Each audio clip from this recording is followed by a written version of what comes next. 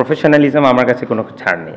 আমার দাদা দাদি আর নানা নানিকে really I was really surprise and happy to see that, and hopefully যদি সামনাসামনি দেখা হয় কখনো ইনশাল্লাহ definitely I will say him thanks. না সোফার আমি বললাম তো যে সোফার আলহামদুলিল্লাহ আমি ফিটনেস ওয়াইজ বলেন বা স্কিল সেট অনুযায়ী বলেন I'm quite happy where I am now, but as the days মানে যা যাচ্ছে আমাকেও অবশ্যই ওরকম করে আরও ইমপ্রুভমেন্ট করতে হবে এবং সেই জায়গাটা আমি জানি এবং ইনশাল্লাহ সেভাবে চেষ্টা করে যাব। আর যেটা বললাম যে বাংলাদেশ হয়ে প্রত্যেকটা টেস্ট খেলা আমার জন্য অনেক স্পেশাল, আর আশা থাকবে যতটুকু কন্ট্রিবিউট করা যায় এবং যতদূর খেলা যায়, যতদিন পর্যন্ত আমার টিম ম্যানেজমেন্ট আমাকে চায় বা টিম চাই এবং আমি যেটা ফিল করি নিজের ভিতর থেকে যদি চাই যে হ্যাঁ আমার টিমে দরকার আছে, ততদিন পর্যন্ত আমার খেলার ইচ্ছা আছে। অভিনন্দন। Thank you. গত কয়েকদিনে বা তারও আগে এটা বলা হয়েছে আপনার যারা ফার্স্ট ক্যাপ্টেন বা ফরমার যারা আপনার ফেলোজ আছে তারা অনেকেই মূল্যায়ন করেছেন, নানাভাবে আপনার প্রশংসা করেছেন, আপনার খেলা এবং মাঠের বাইরে সুশৃঙ্খল জীবনযাপন সব নিয়ে কথা বলেছেন। But how do you evaluate yourself? আপনি মানে আমার মনে পড়ে না সহজে এই ধরনের মানে সম্মুখীন হন বা উত্তর দেন, একটু এলাবোরেট করবেন আপনার এই লং জার্নিটা আপনি কিভাবে নিজেকে মেনটেন করেছেন। এবং আপনি বলেছেন যে আপনার ইনিশিয়ালি একটা টার্গেট ছিল, বাট যদি একদমই কোনো টার্গেট না থাকে আপনি আজকেও 20 বছরের মাথায় এসে 100 টেস্ট খেলে সেখানে সেঞ্চুরি করলেন, এটা কিন্তু ঠিক টার্গেটলেস মানুষের পক্ষে সম্ভব না। বাট আপনার নিজের চিন্তা ভাবনা নট অনলি এই that particular test, through out your life আপনি কিভাবে মেনটেন করেছেন আপনার নিজের সম্পর্কে আপনার মনে? দেখেন বাবু, আমি একটা কথা বলি ফ্র্যাঙ্কলি টু বি অনেস্ট, আমি আসলে একজন বোরিং পার্সন।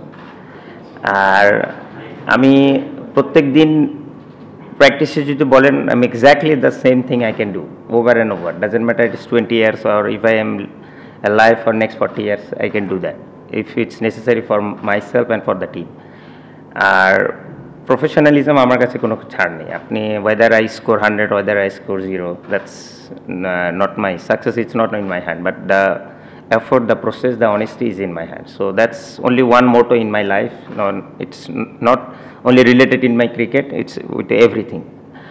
আর আরেকটা জিনিস যেটা বললেন বাবা যে 100টা টেস্ট খেলে আমি শুরুর হার্ডেলে আমাদের ওইখানে যে কথাটা বলেছিলাম ওখানে আমি একটা কথা বলেছিলাম কোচ কথা বলার পরে যে I'm feeling that I'm playing my first game today. To be honest I was eagerly এবং সেরকম পরিমাণে এক্সাইটেড ছিলাম। তো every test match is special এবং এভরি টেস্ট ম্যাচ যখন আমি যাই সেভাবে আমি নিজেকে প্রিপেয়ার করার চেষ্টা করি এবং that's the only motto that I have. So এই এতটুকুই আমার সম্পর্কে বলতে পারে, এর বেশি আসলে আমার সম্পর্কে বলার তেমন কিছু নাই।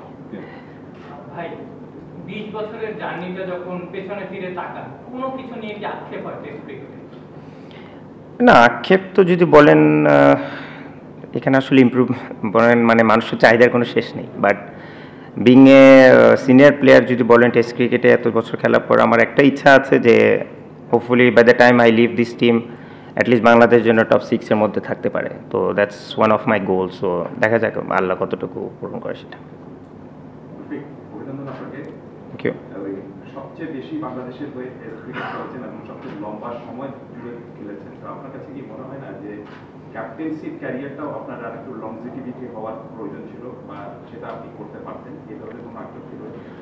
না, ক্যাপ্টেন্সি না আক্ষেপ নেই, কারণ বাংলাদেশের প্রেক্ষাপটে আসলে ক্যাপ্টেন্সি করাটাও একটু চ্যালেঞ্জিং এবং একটা ক্যাপ্টেনের পক্ষে যেরকম রিসোর্সেস থাকা দরকার বা যেরকম বেসিক রুলস থাকা দরকার সেটাও আসলে আমাদের ওই প্রফেশনালিজমটা এখনও গড়ে ওঠেনি টু বি অনেস্ট। তো আমার কাছে মনে হয় যে সেই প্রেক্ষাপট থেকে তাও যে আমি কতটা করেছি আমিও শিওর না, মেবি 30+ সামথিং লাইক দ্যাট। তো in that regard I can say that I was really lucky on that part as well. But যেটা বললেন যে হ্যাঁ চ্যালেঞ্জও অবশ্যই, বাট আমার মনে হয় যে কোনো ক্যাপ্টেন যারকেই হোক তাকে যদি দীর্ঘ সময়ের জন্য দেওয়া হয় তার জন্য বেটার হয়, একটা টিমের বন্ডিং বলেন বা তার একটা প্ল্যানিং বলেন।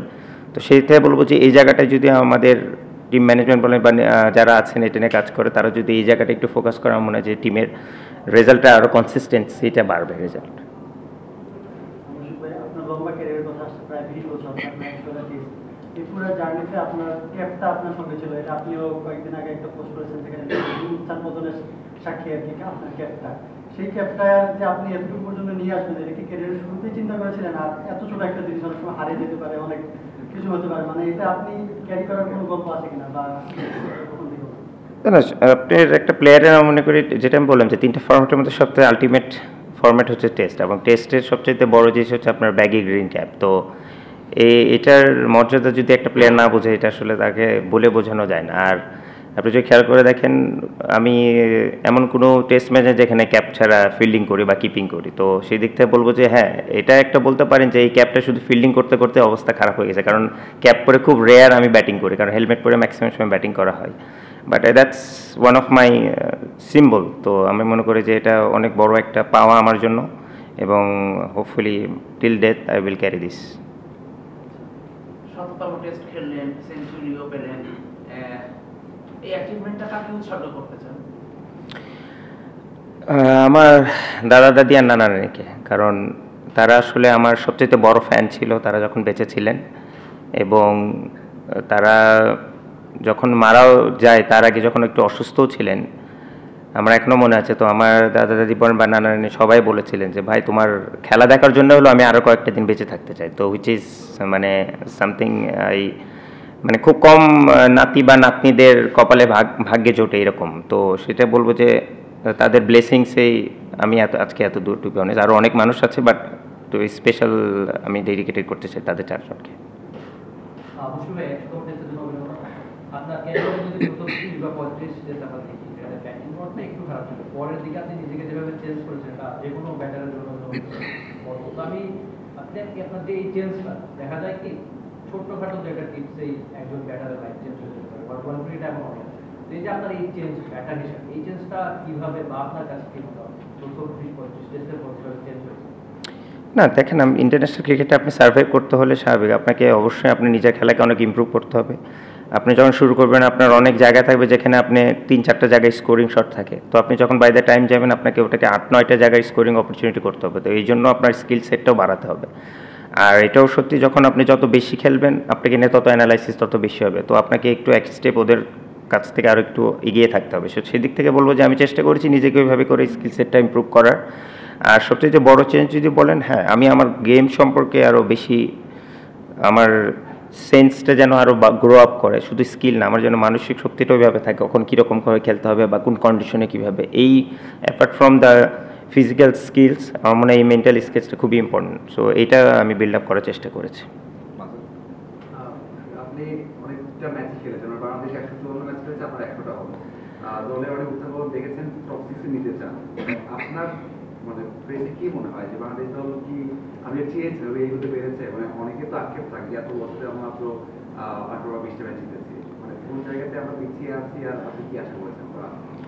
না, পিছিয়ে আছি দেখেন, আমরা এক বছরে যেটা বললেন যে জোর 8 বছরে 100টা টেস্ট ম্যাচ খেলে ফেলে, অলমোস্ট 8-9 বছরে তারা। কারণ ইন্ডিয়া, অস্ট্রেলিয়া আর ইংল্যান্ড এত বছর টেস্ট ম্যাচ খেলায়। যেরকম আজকে যদি দেখেন যে এই টেস্ট ম্যাচে লিটন বা আমি বা যারা মোটামুটি কন্ট্রিবিউট করেছে, এরপরে আমাদের 4 মাস ওয়েট করতে হবে। তো লিটন করতে হবে না, কারণ ও আরও ফরম্যাট খেলে, বাট আমাকে 4 মাস ওয়েট করতে হবে আমার নেক্সট ইনিংস খেলার জন্য, যদি এই ইনিংসে আর না খেলতে হয় বা যদি খেলতেও হয় এরপরে টেস্ট খেলার জন্য। তো একটা ব্যাটসম্যানের জন্য এটা অনেক বড় একটা প্রবলেম, কারণ আপনি একটা যখন রিদমে আসবেন, আপনি যদি ব্যাক টু ব্যাক অ্যাটলিস্ট 4-6টা বা 7টা ম্যাচ না খেলেন, ওইভাবে আপনাকে ওরা আবার নতুন করে এসে খেলাটা, এটা ভেরি ডিফিকাল্ট। তো আমাদের সবচেয়ে বড় মাইনাস পয়েন্ট ছিল যে আমরা বছরে এত পরিমাণ কম টেস্ট খেলতাম। তো দেখা যেত যে প্রতি বছরেই নতুন করে একটা 11 আসছে, তো তাকেও সেট হইতে একটু সময় লাগে, আবার নতুন একটা ব্যাটসম্যান আসছে। তো এটা একটা অনেক বড় সেটব্যাক ছিল। বাট লাস্ট 4-5 বছর যেভাবে consistently Bangladesh cricket test cricket খেলছে, অ্যাটলিস্ট আমার কাছে মনে হয় যে এখন আমাদের উচিত, এবং আমাদের ব্যাটিং ইউনিট স্পেশালি অনেকেই আছে যারা কিনা 50+, 30+ অলরেডি ম্যাচ খেলেছে। তো আমাদের উচিত অ্যাটলিস্ট ব্যাটিং ইউনিটটা যেন আমরা আরও মোর কনসিস্টেন্ট হতে পারি। অ্যাটলিস্ট আমরা যে 300-350 in anywhere in any condition যেন আমরা করতে পারি রেগুলার। এই কনসিস্টেন্সিটা বাড়লে আমার মনে হয় দেন র্যাঙ্কিংয়ে আমরা উপরে দিকে যেতে পারবো। অসীম ভাই, অনেক উইশ এসছে, একটা উইশ কি আপনার চোখে পড়েছে কিনা? আমজাদ চৌধুরী গতকাল রাতে আপনাকে উইশ করেছে। জি জি জি, আমি গতকালকে হ্যাঁ রাতে, মানে আজকে সকালে শুনেছি, পরে আমি আমার ম্যানেজারের মোবাইল থেকে দেখেছি। তো really I was really surprised and happy to see that, and hopefully যদি সামনাসামনি দেখা হয় কখনো, ইনশাল্লাহ definitely I will say him thanks. আমি তো সিলেক্টর না ভাই, বাট এখন যেটা আমি বললাম যে আমার সারাউন্ডিংস এখন যারা আছে তাদের মধ্যে থেকে যেন আমরা আরও স্ট্যাবিলিটি আনতে পারি, এবং আর যারা নেক্সট ইন লাইন আছে তাদের মধ্যে থেকে যেন আমরা স্ট্যাবিলিটিটা নিয়ে এসে এই যে এর ভিতরে এই প্যানেলে ঢুকাতে পারি। তো এটাই আমার চ্যালেঞ্জ থাকবে ইনশাল্লাহ।